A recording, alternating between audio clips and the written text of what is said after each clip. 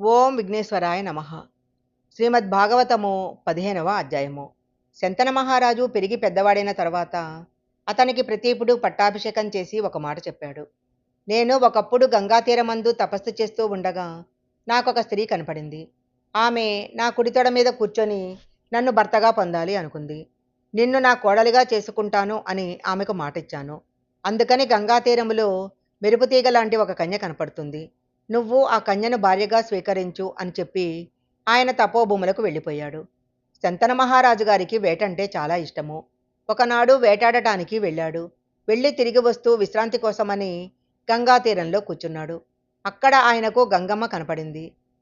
కనపడితే తన తండ్రిగారు చెప్పిన స్త్రీ ఈమె అని నమ్మి ఆమెను వివాహం చేసుకోవటానికి ప్రయత్నించి ఆమెతో మాట కలిపాడు. బిడ్డలు పుట్టినప్పుడు వెంటనే వాళ్ళు శరీరం వదిలిపెట్టేటట్లు చూస్తానని ఆమె వసువులకు మాట ఇచ్చింది. ఇప్పుడు రేపు భర్త అడ్డుగా నిలబడితే వాళ్లకు తానిచ్చిన మాట నిలబెట్టుకోవటం కుదరదు. అందుకని ఆమె ఇలా అంది, నేను నీకు భార్యనవుతాను, కానీ నాదొక షరతు అంది. ఏంటి నీ షరతు అని అడిగాడు శంతనుడు. నేను ఏ పని చేసినా అది శుభమైనా అశుభమైనా, నేనేది మాట్లాడినా నువ్వు దానికి ఎదురు చెప్పకూడదు. నేను ఏ పని చేసినా నువ్వు అంగీకరించాలి. నువ్వెప్పుడైతే నాకు ఎదురు చెబుతావో ఆనాడు నేను నిన్ను విడిచిపెట్టి వెళ్ళిపోతాను. అలాగైతే నిన్ను వివాహం చేసుకుంటాను అంది. శంతన మహారాజు బాహ్య సౌందర్యాన్ని చూసి ప్రేమించాడు. వివాహం చేసుకున్నాడు. మొట్టమొదట కొడుకు కలిగాడు. కొడుకు పుట్టగానే ఆయన స్థితి మారింది. తండ్రి అయ్యాడు కాబట్టి ఆయన ప్రేమంతా కొడుకు మీదకు వెళ్ళింది. కొడుకు చాలా అందగాడు. అందులోనూ పెద్ద కొడుకు. మొట్టమొదట పుట్టినవాడు. కొడుకులు లేక తన తండ్రి ఎంత బాధపడ్డాడో తనకు తెలుసు. కొడుకు పుట్టగానే నెత్తుడితో ఉన్న బిడ్డను 2 చేతులతో పట్టుకొని గంగమ్మ వెళ్ళి గంగలో వదిలిపెట్టేసింది. ఆమె ఇచ్చిన మాట అలాంటిది. 7 వసువులకు ఆమె మరలా స్వస్థితిని కల్పించాలి. అందుకని పుట్టిన బిడ్డను నీటిలో విడిచిపెట్టేసింది. శంతనుడు గంగకు వరమిచ్చాడు కాబట్టి ఏమీ అనలేకపోయాడు. ఊరుకున్నాడు. ఇలా ఒక్కసారి 2 సార్లు కాదు, 7 సార్లయింది. 7 కొడుకులను తీసుకెళ్లి గంగలో కలిపేసింది. 8వసారి మహా తేజోవంతమైన కుమారుడు జన్మించాడు. 8వ బిడ్డను తీసుకొని గంగవైపు వెళుతుంటే ఆయన అన్నాడు, ఎవరైనా మాతృత్వాన్ని కోరుకుంటారు. నువ్వేంటి ఎంతమంది కొడుకులు పుట్టినా గంగలో పరేస్తున్నావు? ఇప్పుడు ఈ పని 8వ మాట చేస్తున్నావు. ఇక నేను సహించను.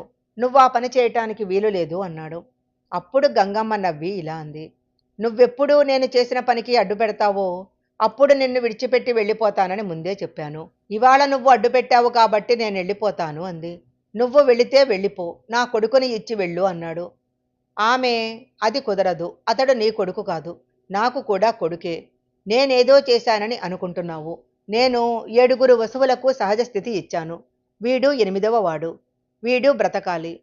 వీడిని తీసుకెళ్లి వశిష్ఠ మహర్షి దగ్గర, పరశురాముడి దగ్గర అస్త్ర విద్యనంతటినీ నేర్పి అపారమైన ధనుర్విద్యా ప్రావీణ్యము వచ్చిన తర్వాత నీకు కొడుకుగా అప్పచెప్తాను. అప్పటి వరకు నా దగ్గరే ఉంచుకుంటాను అని చెప్పి కొడుకుని తీసుకుని గంగమ్మ గంగలోకి వెళ్ళిపోయింది. తరువాత శంతన మహారాజు ఒక్కడే ఉండేవాడు. రాజ్యం ఏలుతున్నాడు, వేటకు వెళుతున్నాడు. అలా కొంతకాలం గడిచిపోయింది. గంగమ్మ చెప్పిన మాట మర్చిపోయాడు.